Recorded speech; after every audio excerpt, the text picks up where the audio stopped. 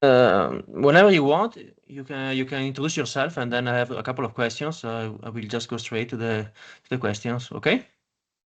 Sure. Yep. Yeah. My name is Dr. Eric Helms, and I'm looking forward to chatting to you again, Simone. And I am a athlete, coach, science communicator, and researcher. So I've been lifting weights for the better part of 21 years. Became a personal trainer early on in my career, and then I started competing in drug-free bodybuilding and powerlifting. To date, I'm done 20 powerlifting meets, 5 weightlifting meets, a couple of strongman competitions, a Highland Games competition, and this season I'm prepping for the WNBF Natural Pro Circuit, finishing at WNBF Worlds, which will be my 20th competition in natural bodybuilding. But along the way, I've become an educator. So I pursued my education all the way up to the PhD level, and that eventually landed me here in Auckland, New Zealand, where I reside as a senior research fellow at the Auckland University of Technology, where I study strength and physique sport.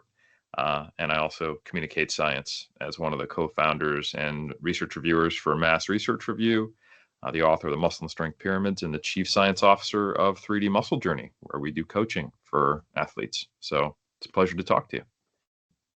Okay, so I'd really like to know from you your experience with your calf stretch experiment. So I heard about that. I heard you talking about that, and I know you are doing things properly. I mean, it's not just a broad thing, but it's a proper study, design, and so on. And I have um, a very high level of admiration for people like you that do things properly. I mean, it's not only just experimenting, but you're doing it in a objective way, so you can talk about the results in a proper way. So could you please explain what you were doing and the results? Yes. So there has been a fair amount of research in humans in the last 5 years that's indicated that relatively extreme static stretching can actually induce muscle growth. So increases in muscle thickness, cross-sectional area, which was previously only shown in animals. But that's probably because the stretch stimulus needed is more than what most people would be willing to do. And in animal models, obviously, they don't have to give informed consent. That has been something that was well established all the way back in the 70s. Um, but in the last few years, people have used various different approaches to this. The most common one is a ankle orthosis. So it is essentially a boot that holds you into a fixed high degree of dorsiflexion. And then because the gastrocnemius, the main calf muscle, is biarticular, crosses the knee joint, participants in these studies would keep their knees straight out in front of them on like a chair in front of them or something like that, have this orthosis on their foot and hold into pretty extreme dorsiflexions. They're at an 8 out of 10 stretch tolerance or pain level, and they do that for an hour a day for somewhere between 6 to 12 weeks, depending upon the study. And in untrained individuals, you'd pretty consistently see similar amounts of hypertrophy that you might see from, say, a 3 times per week calf training resistance training protocol. So I was very intrigued by this from a mechanistic standpoint as a researcher, but also as a bodybuilder who's been trying to grow his calves. So I decided to kind of get the best of both worlds. I found myself a comparable orthosis on Amazon, and I talked to some of my colleagues here, and we said, hey, let's do a case study on me. Now, the interesting thing about doing a case study is that you have to figure out some way to deal with the observational nature of the data, right? So when you have these trials that were done, led by a great researcher named Konstantin Warnicki, that did most of the boot stretching research prior to this point as part of his PhD, he would use a controlled trial. So he'd recruit a bunch of individuals, and he would use their left leg and their right leg as a within participant control. So one leg would stretch, the other one wouldn't. They were untrained, they weren't training, so there was no contamination effect that would confound the data. But for me, I am regularly doing resistance training. I'm not going to train only one calf because I'm still a bodybuilder at heart and I care about symmetry. So we had to determine some way of assessing whether or not the effect, if we observed one at all, was additive to what I was normally doing. So we used an approach where I did not have one calf do the stretch and the other one not. But what I did was we took weekly measurements, ultrasound measurements of muscle thickness as well as architecture, so pennation angle, fascicle length, which tells you a little bit about some of the architectural changes that typically occur when you do stretching, on a weekly basis for 4 weeks during my normal calf training protocol. So we could look at what was my typical biological variation and potential hypertrophy or lack thereof over 4 weeks for my normal calf training protocol without stretching. So we had my normal rate of change, or at least variation that we'd expect over 4 weeks. Then what I did was for 12 weeks, 1 hour per day, 6 days a week for both calves, on top of my normal resistance training, I did the 1 hour of stretching. And Simone, I can tell you that it is not fun. You start to get the pins and needles, and you start to get pain and discomfort about 20 minutes in, and then you go, okay, cool, I'm 1/3 of the way through, and then I only had one boot, so I would get through my right leg and have, like, PTSD already, and then I go, okay, now I have to put it on my other leg and do it again. So I would have to do it during work or while watching Netflix with my wife, because it took 2 hours a day. And I even did it while traveling. I took it on a plane with me when I went to attend Worlds, and I had to wear it when I was staying at a hotel, things like this. So it was quite the commitment to do this continuously with only 1 day off a week for 12 weeks, while also doing 20 sets of calf raises. Another thing that we were really wanted to ensure that we did properly was we wanted to also look at some of the typical performance metrics changes. So how did my ankle flexibility change? My range of motion. So we measured dorsiflexion, and we also looked at my isometric calf strength. So we used a force plate along with a fixed chain and a belt to put me into a calf raise position. So we looked at how did strength change, how did architecture change, muscle thickness, and also some of the muscle morphology. So obviously just the muscle thickness. We took not only a pre and a post measurement, but also a midpoint measurement. And finally, we also did a post. So we were concerned that with this such an extreme stretching protocol on top of a high set volume, that we might be observing false hypertrophy, that it could just be swelling and muscle damage, exercise-induced muscle damage.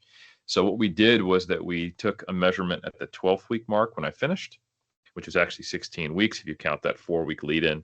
And then at the 13-week mark, we took all the measurements again after stopping the stretching completely and going down to only 12 sets for my calves per week. Actually, I'm forgetting. It was either 8 sets, we reduced it by 12, or we did 12 sets, and my memory is a little fuddled. But nonetheless, it was a substantial reduction in volume, completely dropping out the 6 hours of stretching per week, to try to dissipate any kind of exercise-induced muscle damage. And the long and the short of it, pun intended, was that we didn't see huge changes in fascicle length or architecture, but we did see very large changes in terms of my ankle mobility. Pretty consistent changes in strength. I think it was about a 10% increase in the newtons that I produced on isometric calf strength.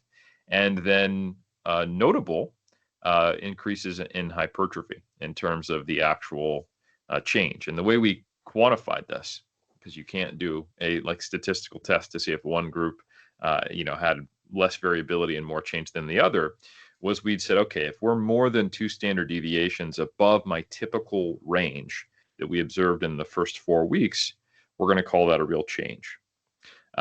So we did observe that. And even after the 12-week period where we waited another week, the hypertrophy dropped a little bit, but the main metrics still showed that I had retained some of that size gain.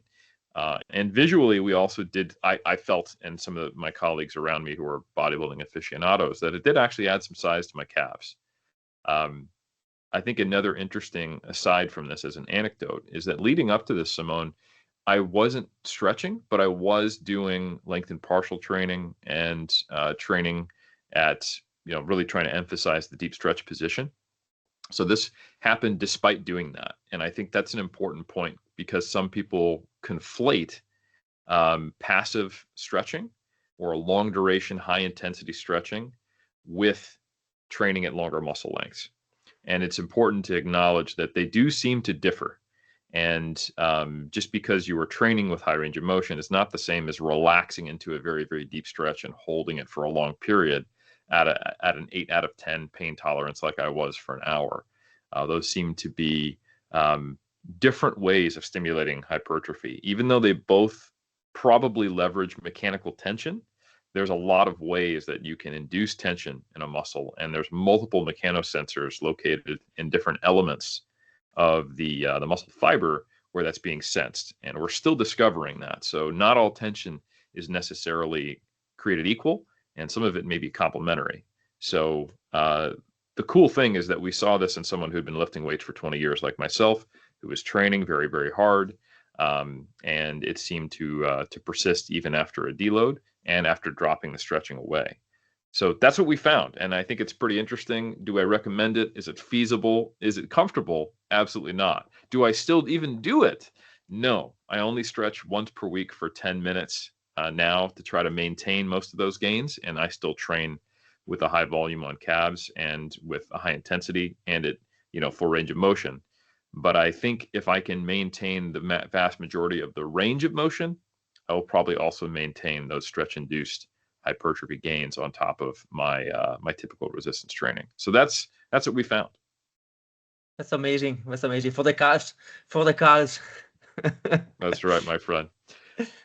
And so let me ask you something. What about tendons? Did you have any pain or tendonitis or anything like that? Because that's my main concern about something so extreme, especially if you all of a sudden begin something that is like 10 times the amount of stretching you used to have. So yes, so there were a few points where I did get a little bit of tendon discomfort, but I did adapt to it. And one thing I did do was that before the 4-week period, like a month prior, I did get the boot and I just tried to wear it for 20 minutes, something like 2 months before we even started that lead-in period, just to see how is this going to go. But at the same time, I didn't want to acclimate myself to it and then jump in because then we wouldn't have that baseline period. So it was a little risky, but the good news is that I get to give myself informed consent. If you read the paper, I'm one of the authors on the paper, and we also acknowledge, by the way, I'm also the participant. Take that for what it is. I don't think I could have influenced the data anyway. It's a single person case study. So it's certainly not the high quality evidence that a randomized controlled trial would be, but we did actually publish it in physiological reports. So this is I would say this is still, even though it's a very applied study and it did do it and I did it on top of training, this is like most exercise science, helping us understand relationships, principles, and physiology that then we need to apply intelligently as practitioners. And Simone, your question is spot on. And it gets to the heart of the matter is that if I was going to institute this and suggest someone to try it, we can look at other data and use, some practical elements of how this should be implemented. And we wouldn't just jump into 6 hours, a week. There was actually another study that was done on the chest, and they used a higher intensity, but lower duration, lower frequency approach. So 4 times a week, 15 minutes of being ratcheted into this kind of strap device, but at a maximal intensity. And importantly, it was a ratcheted system. So that means each time the pec stretched a little more, it would hold the person into that new, deeper stretch. And it was at a 10 out of 10 pain tolerance. So, I mean, I guess they have a more friendly ethics board than we do. But that produced similar hypertrophy through a 3 times per week, like cable fly, I think, or either dumbbell fly protocol. So it's a little less time intensive, but man, I can tell you that 15 minutes of extreme stretching is probably just as hard as an hour of very hard stretching. So the good news though is that's a far less time demanding protocol. Whether or not you can get to a 10 out of 10 stretch on a muscle, and whether or not you should do that 4 times a week for 15 minutes or an hour per day, I don't know. I don't think you should do either one when you start. I would recommend, if someone is not stretching at all, 2 to 3 times per week for 20 to 30 minutes. That is probably enough, quote unquote, progressive overload from where you are to at least initiate things and make sure that you're ramping up and you're getting the repeated bout effect and the adaptation so that it's not potentially going to cause an issue. And then I would slowly work towards something like 4 to 5 times a week between, and you can pick your poison. You can do, 40 minutes to an hour at an 8 out of 10, or you could do something like 10 to 20 minutes at the highest you can tolerate. And I think you probably get similar results. Another thing I would recommend, Simone, is that this might be better applied in situations where the athlete can't necessarily get a consistent resistance training stimulus. So, for example, I recently traveled and I had a really long layover in an airport, and I wasn't able to use the gym facility that was in the hotel because it was outside of the security section like I'd planned. Now, I was able to do a lot of things body weight. I was able to do some at the airport. I found these two barriers that were close enough together to do dips, and I had my backpack on. So I'm doing dips.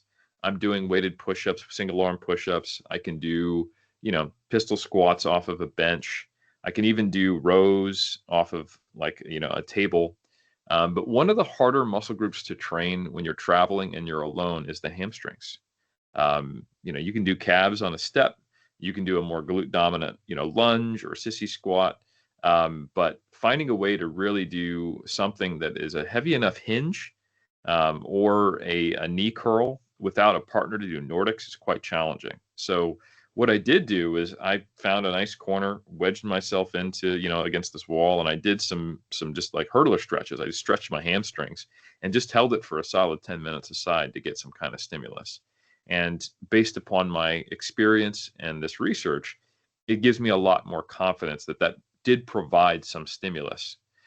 So I think if someone is, we've learned, a lot of us through COVID, just how precious having access to good equipment is, and how creativity can be a huge asset for us to at least hold the line and not regress, and maybe even make some progress. So I think knowing that things like body weight blood flow restriction training, body weight training generally, if you're creative, and also pretty hardcore stretching can all be in your toolbox, I think is a really useful thing for the athlete who may not be in the ideal situation to train like they normally do. Well, my idea about all these things is that from a perspective of implementing the structures and design of the studies into your training is a way of seeing research in training that is not, in my opinion, the best idea, because the goal of this of all these experiments, particularly this kind of experiments where you are looking for a specific mechanistic way of inducing hypertrophy. I think the goal is to understand the mechanism behind it and then find a way to apply in a more ecological way. I mean, in a situation that is more likely to be practical and logistically feasible for most people. So I understand that many people they read the results and say, "Well, who's going to be able to do something that makes no sense?"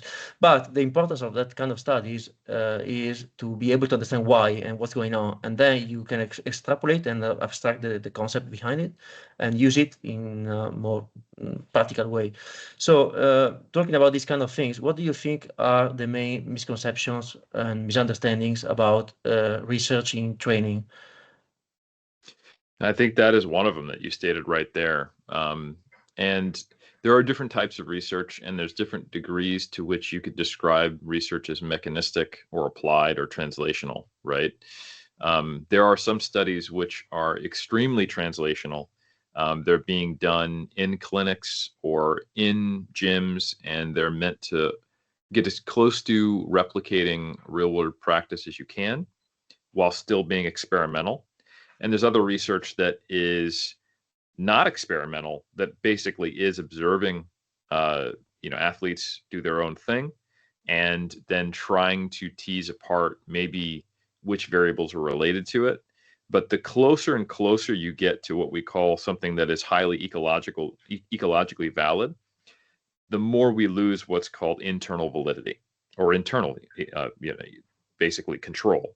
So I would say that even what I would describe as applied or translational experimental research is exactly what you said. It's still a few steps away from application, and you are trying to understand a concept and then integrate it. And that does require a coach's knowledge, and it requires testing. So I think the biggest misconception is that there's almost this push and pull, or this battle, or that there should be online, between experience or in the trenches knowledge versus scientific knowledge. And when this actually goes well, and what's intended to be done, especially in modern sports science, is that there's essentially a continuous relay race being ran. If you think about, a 4x100 meter race, every other person is an athlete and every other person is a sports scientist. That's what we want. So maybe it starts, I get out of the blocks, I'm in the sports scientist role this time, and I do this study on calf stretching. But then I hand it to a coach, or I hand it to an athlete, which is the equivalent of me coming on an awesome podcast like this, for example, and us discussing how would we take this concept and implement it. And that coach goes, you know what, let me try that. And they test it out, and then they hand me the baton back, and they go, hey, here's where the issues were. I had some tendon problems in some of my athletes, and it actually started to cause problems in this domain. So what do we do about that? And then we come back to us and they go, well, we were doing 6 days a week for an hour. Warnicke did 7 days a week for an hour.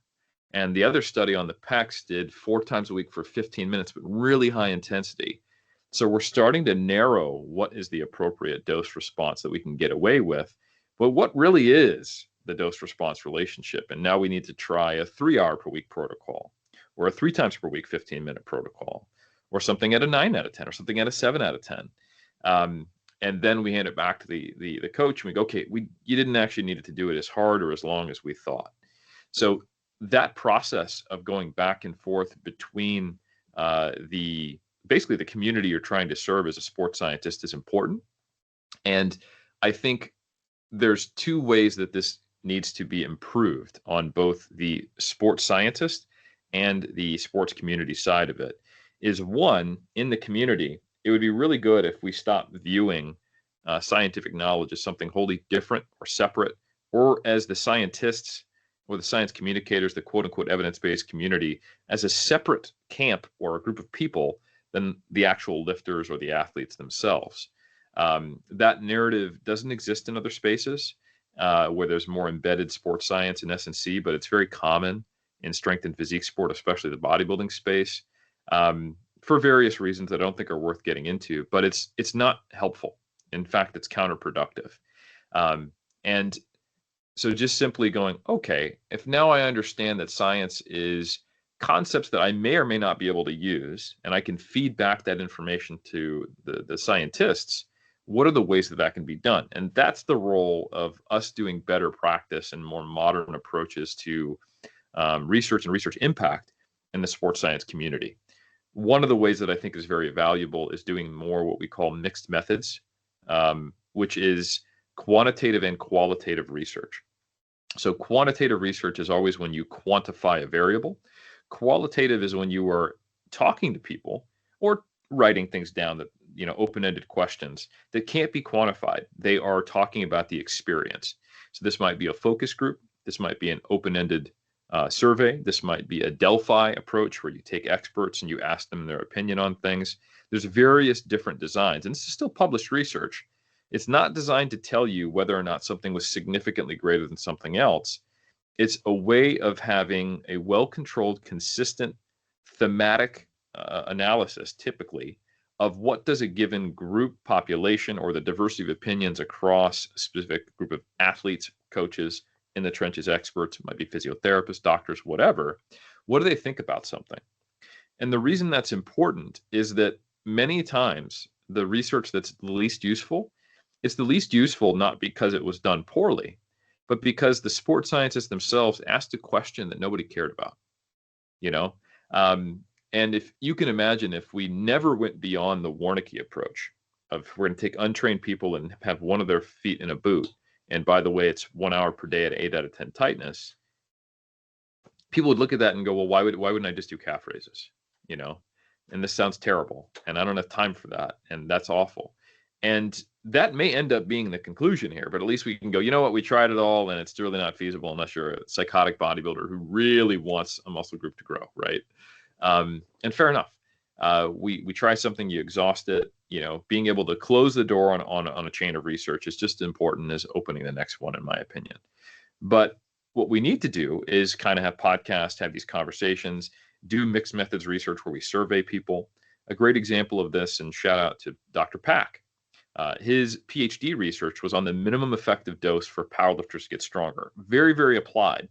And it started with interviewing high-level coaches of powerlifters and high-level powerlifters and asking them, are you interested in trying to see the minimum amount you need to get stronger?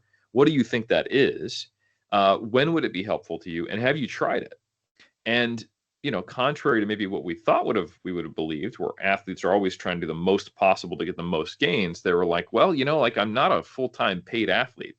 I'm not in a training camp. Like I got a job. Powerlifting is something that we fit in and around our lives.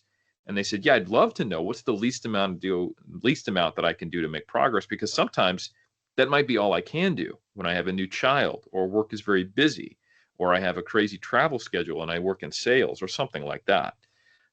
So that informed the decision of how much volume he would try, what approach he would take. And then he actually did his research in powerlifters going into Greek nationals, where he was, and then also in multiple cohorts of lifters using these singles. And we have this really robust research now in pretty high level lifters, you know, national level lifters in a moderate sized country, that's applicable to most intermediate level power lifters, all recreational lifters who are probably less trained, and probably even useful for some more advanced lifters, about what's the minimum amount I can do in a very ecologically valid training format. If I do some singles and some back offs and that's it, you know, 1 to 3 times per week on my lifts, I can have some confidence that at least I won't backslide, and I may even continue to progress. And that's just one example, Simone. But if that step isn't done with the qualitative aspect or the surveys, then oftentimes you can find research that just becomes less and less useful to the end user, because it's drifted away from the reality of practice. So I think that's an important piece. And another part is what we call the open science movement. This is where we publish full data sets in open access journals. We pre-register them so people know what's coming, so we don't waste resources and 2 research groups do the exact same project, unless that's the goal. You want to replicate it or see if it could be you know, just a consistency issue in terms of sample sizes or location or some type of systematic bias. And then you also register your full data set, so people can get access to the full de-identified data set. They can reanalyze it. They can combine it with other data sets. And it just essentially democratizes and increases the accessibility to the data. And we can start to do more things like multi-site, video-based data collection to get around small sample sizes. We can be more creatively collaborative. Another great thing that you're seeing in some more modern research is videos with the faces blurred out, as long as we get participant consent. So we can tell, okay, what did that squat really look like? Or, okay, so they were doing a different range of motion, but what was that range of motion? And that's still being refined. But those practices are really important, because they enable people to become involved in the research process who aren't just the pure research team. And then the final and most important part of this is not just pre-registration, but actually pre-printing the studies. So, for example, the whole volume debate right now that's largely centered around the validity of Pelland and colleagues' volume meta-regression, that is this huge new data set that you can download, you can see. That research actually hasn't gone fully through peer review. It's uploaded onto SportRx IV, which is a preprint server for sports science research. And you can find this in various fields, but you can read the study before it's gone through peer review, which is important because then you can catch things the peer reviewers might not, because peer review is not infallible. And it takes a long time to go all the way through the peer review process. Pelland, it's been, I think, 6 months almost since that preprint was uploaded, and it's still not through peer review. And I'm not sure when it will go through, but there's typically at least a 6-month delay before data is published. And data isn't published, and sometimes it takes, like if you're doing an experimental trial on, let's say you got 10 people in 2 groups for an 8-week study, or standard sports science research, that doesn't take 8 weeks. That takes multiple cohorts of 8 weeks considering dropouts. That might take 6 months to complete that 8-week study. And then you have 6 months of peer review. So from when the study starts to when it's actually published, it's not uncommon for that to be anywhere from 8 months to 2 years. But if we do the preprints and people can see it, that the data is accessible in roughly half that time.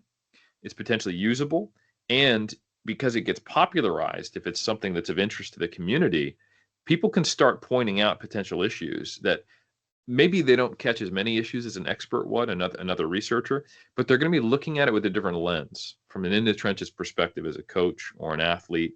And that, I think, is very valuable. So all of those things together can help eliminate some of these issues that we have, or at least reduce them with the applicability of sports science to practice. So to go back to your question, the biggest misconception is that, like you said, even applied sports science is not necessarily meant to inform practice on Thursday, at least not experimental work.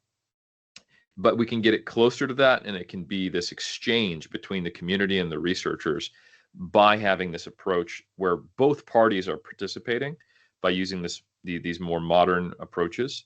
And then the final thing I would say is that the most applicable or useful research that is actually very helpful immediately and is applied is observational in nature, where we're not experimentally manipulating variables, where we're trying to get basically really, really high quality anecdotes, but tracking people. A great example of this in our community is the hundreds, no, it's not hundreds, that's not true, the dozens of case studies that have been done on bodybuilders that have tracked their prep. Realistically, we can't recruit all in the same place enough bodybuilders to get research done unless you've got a really great setup like they do, for example, in Finland, right? Where they have one university that does all the sports science research. It's well funded, and you've got a PhD researcher there who is connected to the organization, the personal training organization, and doing his research there.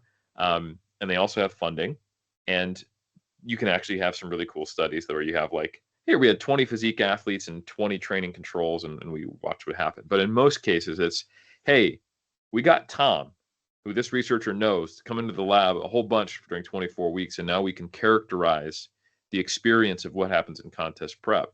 And we can look at relationships, because I might say, I think I was losing muscle mass in week 12, but what if that was just, I was on a low carb diet? But if we have a study where we're actually doing DEXA and we're tracking carbohydrate and we're looking at, muscle thicknesses and we're getting perception, we go, actually, you know what? We did see higher levels of glycogen depletion. Your mood state got a lot worse, but and one of the metrics of hypertrophy went down, but we didn't actually see, say a negative protein balance on MPS or whatever study design it was. And we can start to make better inferences, and some of those potential causes, which are essentially just associations and correlations, are basically a higher level of reliability and confidence, with less potential confounding just due to perception, than even a high quality anecdote where someone is tracking everything in a spreadsheet and they're taking records. So that's why when you see the evidence hierarchy, all the experimental work is always higher than the observational work. But the observational work is still higher than anecdote, because it's essentially just kind of an upgrade and a confidence check and a really good record of what was observed. So that is often the most applicable research, because it helps us understand truly what's happening, but it doesn't enable us to discern correlation from causation. We don't know specifically what caused what. And so all of this together needs to be considered, and it's not separate, in the trenches from the lab. But if you understand how it all fits together, then you can make better decisions as a practitioner or an athlete to make sure that you're using the highest quality, most appropriate evidence in the best way based upon what it can be extrapolated to in your practice. Do you have a little bit more time? Just one more question, or do you have to go? Unfortunately, Simone, I do actually have to go. I've got another Fine. appointment. But yeah, so I do appreciate. I know it was tough to get everything together, but I'm sorry. I got to jump on another call, my man. My bad, my bad. It was my bad. So I'm fine with No, that. it's Thank you. okay. Okay, Eric. Thank you very much. It was a pleasure, as always. As you know, I have your books here. Oh, I can show you for the audience. Amazing. Much appreciated. And Read third them. edition is coming out later this year. Right, perfect. Great. Awesome. Well, Simone, thank you so much for your time. I hope you have a great rest of your evening. And when this comes out, definitely let me know. I'll be more than happy to share. Thank you. Perfect. Have a nice day. All right, man. Take care. Bye.